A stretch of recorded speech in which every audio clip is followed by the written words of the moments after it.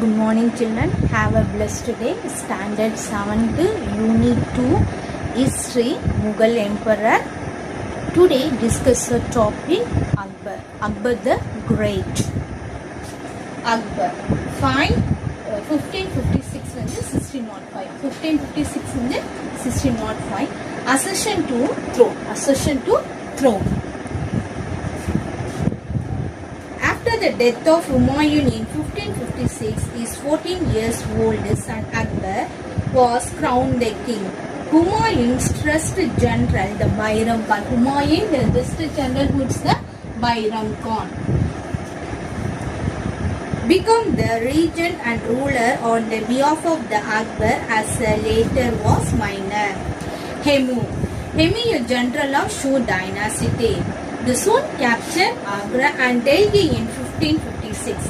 In the same year, Bairam Khan defeated and killed Hemu in the battle at Panipat. Second Battle of Panipat 1556. Second Battle of Panipat 1556.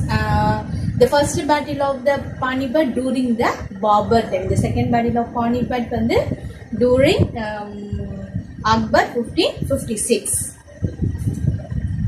As Bairam Khan was murdered in Gujarat,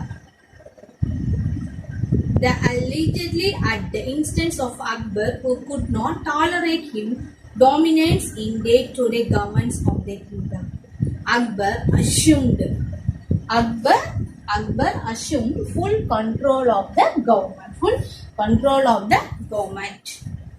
Akbar brought most of India under his control through conquest and alliance. Next, discuss the topic conquest of women rulers. Akbar conquered Malwa and parts of central India. His defeat of Rani Durgavati, a ruler in the central province, is not appreciated, since the brave Rani did him no harm, yet urged by his ambition to build an empire, Akbar had no consideration for the good nature of ruler. Similarly, another woman ruler Akbar had to confront in South India was the famous Rani Chand Bibi, the regent of Ahmednagar. The fight this woman would impress the Mughal army so much that they gave her favorable terms of peace. So next, Battle of Haldi Gadi. Akbar defeated Rana Udaya Singh of Mewar and captured the fort of Sittur 1568 and Radhampur in 1569. In 1576, he won over Udaya Singh's the son Rana Pratap at the Battle of the Haldi Gadi. Though defeated, Rana Pratap escaped on his horse Chetak and continues his fight, leading a life in the jungle. The memory of this gallant Rajput is treasured in Rajputana, and many legend has grown around him. So next, commercial access to Arabia, Southeast Asia and China. Akbar's conquest of Gujarat helped him to establish control over Gujarat's overseas trade with the Arabs and the Europeans. Akbar's military campaigns in East Bengal and Odisha and victory over Bengal facilitated access to the Southeast Asia and China. Military campaigns in the Northwest 1585-1605. Among other conquests of Akbar, the important were the campaigns he launched in the northwest of India. Akbar added Kandahar, Kashmir and Kabul to the Mughal Empire. His battle in the Deccan led to the annexation of Berar, Khandesh and parts of Ahmednagar. Under Akbar, the Mughal Empire extended from Kashmir in the north to Godavari in the south and from Kandahar in the west to Bengal in the east.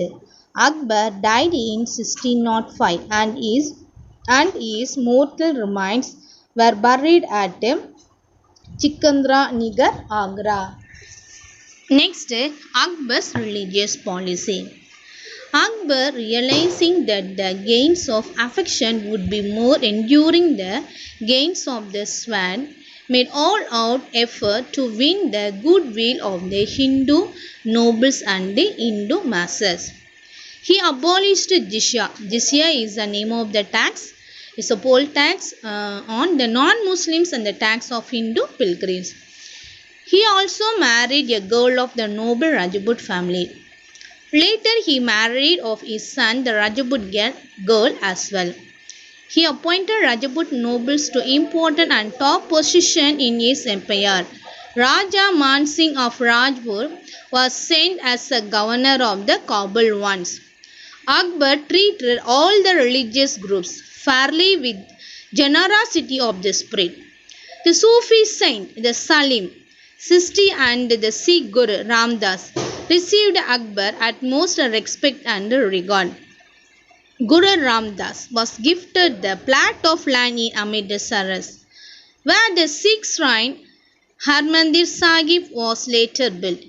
In Ibat Khana, a hall in the new Fatehpur Sikri city constructed by Akbar, the scholar of all religious merit of the discourse. So another, it is a major important one, the contribution to the culture. Akbar was a great patron of learning. His personal library had more than 4,000 manuscripts. He patronized scholars of all beliefs and all shadows of opinions.